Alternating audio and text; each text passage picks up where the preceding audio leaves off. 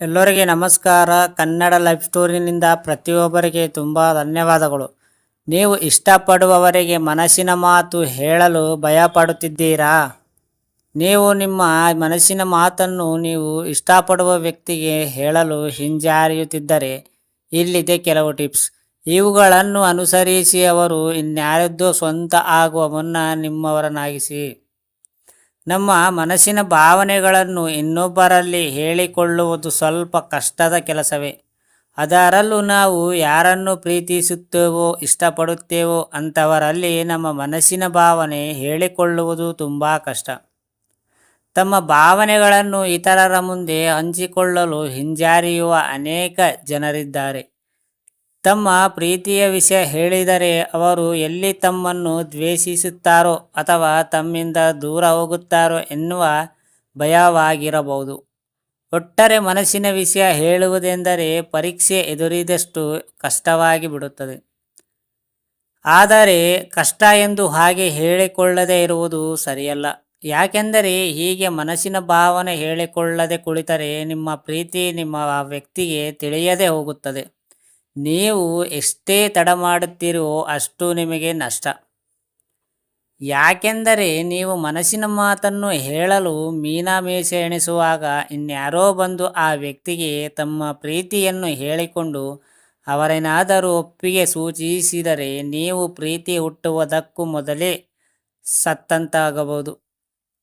ನಿಮ್ಮ ಮನಸ್ಸಿನ ಮಾತನ್ನು ನಿಮ್ಮ ಪ್ರೀತಿ ಪತ್ರರಿಗೆ ತಿಳಿಸಲು ಕೆಲವೊಂದು ಮಾರ್ಗಗಳನ್ನು ನಾವಿಲ್ಲಿ ತಿಳಿಸಿಕೊಡಲಾಗಿದೆ.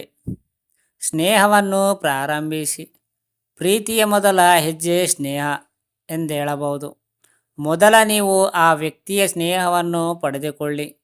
ಒಳ್ಳೆಯ ಸ್ನೇಹಿತರಾಗಿರಿ. ಒಬ್ಬ ಸ್ನೇಹಿತ ಇನ್ನೊಬ್ಬ ಸ್ನೇಹಿತನಲ್ಲಿ ತನ್ನ ಮನಸ್ಸಿನ ಮಾತನ್ನು ಸುಲಭವಾಗಿ ಹೇಳಬಲ್ಲ. ನಿಮ್ಮಿಬ್ಬರ ನಡುವಿನ ಸ್ನೇಹವು ಗಾಢವಾದ ನಂತರ ನಿಮ್ಮ ಭಾವನೆಗಳ ಬಗ್ಗೆ ನೀವು ಕ್ರಮೇಣ ಅವರಿಗೆ ಹೇಳಬಹುದು. ಅವರ ಬಗೆಗೆ ನಿಮ್ಮಲ್ಲಿರುವ ಭಾವನೆಯನ್ನು ತಿಳಿಸಬಹುದು. ಒಂದು ವೇಳೆ ಆ ವ್ಯಕ್ತಿಗೂ ನಿಮ್ಮಲ್ಲಿರುವ ಭಾವನೆ ಇಷ್ಟವಾಗದಲ್ಲಿ ನಿಮ್ಮ ಪ್ರೀತಿಗೆ ಸಮ್ಮತಿ ಸೂಚಿಸುವರು. ಇಲ್ಲವಾದರೆ ನಿಮ್ಮ ಸ್ನೇಹ ಹಾಗೆಯೇ ಮುಂದುವರಿಯುವುದು. ಅವರೊಂದಿಗೆ ಮಾತನಾಡಲು ಅವಕಾಶವನ್ನು ಹುಡುಕಿ.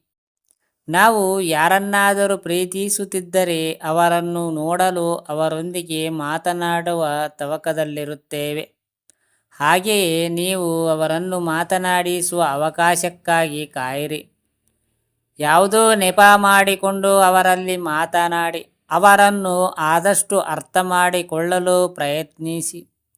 ಅವರೊಂದಿಗೆ ಹೆಚ್ಚಿನ ಸಮಯ ಕಳೆಯಲು ಪ್ರಯತ್ನಿಸಿ.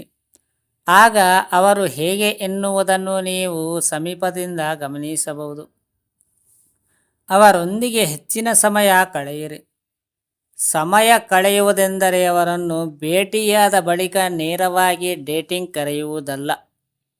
ಇದರಿಂದ ಅವರಲ್ಲಿ ನಿಮ್ಮ ಬಗ್ಗೆ ಕೆಟ್ಟ ಭಾವನೆ ಮೂಡಬಹುದು. ಲೈಬ್ರರಿಗೂ ಅಥವಾ ಮಧ್ಯಾಹ್ನ ಊಟಕ್ಕೂ ಒಟ್ಟಿಗೆ ಹೋಗಿ. ಹೀಗೆ ಜೊತೆಗೆ ಸಮಯ ಕಳೆಯುತ್ತಾ ಅವರು ನಿಮ್ಮನ್ನು ಅರ್ಥ ಮಾಡಿಕೊಳ್ಳುತ್ತಾರೆ. ನೀವು ಅವರನ್ನು ಅರ್ಥ ಮಾಡಿಕೊಳ್ಳುತ್ತೀರಾ? ಇಷ್ಟ ಕಷ್ಟಗಳ ಬಗ್ಗೆ ತಿಳಿಯಿರಿ. ನೀವು ಯಾರನ್ನಾದರೂ ಇಷ್ಟಪಟ್ಟರೆ ಅವರ ಇಷ್ಟ ಮತ್ತು ಕಷ್ಟಗಳನ್ನು ನೀವು ನೋಡಿಕೊಳ್ಳಬೇಕು. ಅವರ ಸಣ್ಣ ಸಣ್ಣ ಖುಷಿಯ ಬಗ್ಗೆ ತಿಳಿಯಿರಿ.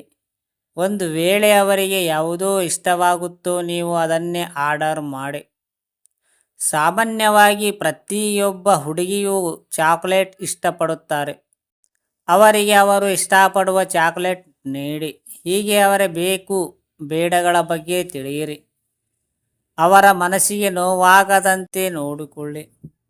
ನೀವು ನಿಮ್ಮ ಮನಸ್ಸಿನ ಭಾವನೆಗಳನ್ನು ಹೇಳಿಕೊಳ್ಳುವ ಬರದಲ್ಲಿ ಅವರ ಮನಸ್ಸಿಗೆ ನೋವುಂಟಾಗುವಂತೆ ಮಾಡಬೇಡಿ. ಅವರು ನಿಮ್ಮ ಹೇಳುವ ವಿಚಾರವನ್ನು ಬಹಳ ಸಮಾಧಾನದಿಂದ ಕೇಳಿಸಿಕೊಳ್ಳುವಂತೆ ಮಾಡಿ. ಇದರಿಂದ ಇಬ್ಬರಿಗೂ ನೋವಾಗುವುದಿಲ್ಲ, ನಿಮ್ಮ ಸಂಬಂಧವು ಹಾಳಾಗುವುದಿಲ್ಲ. ಫ್ರೆಂಡ್ಸ್, ಅರ್ಥ ಆಯ್ತಾ? ಈ ಸ್ಟೋರಿ ಕೇಳಿದ ಪ್ರತಿಯೊಬ್ಬರಿಗೆ ತುಂಬ ಧನ್ಯವಾದಗಳು. Thank you so much universe.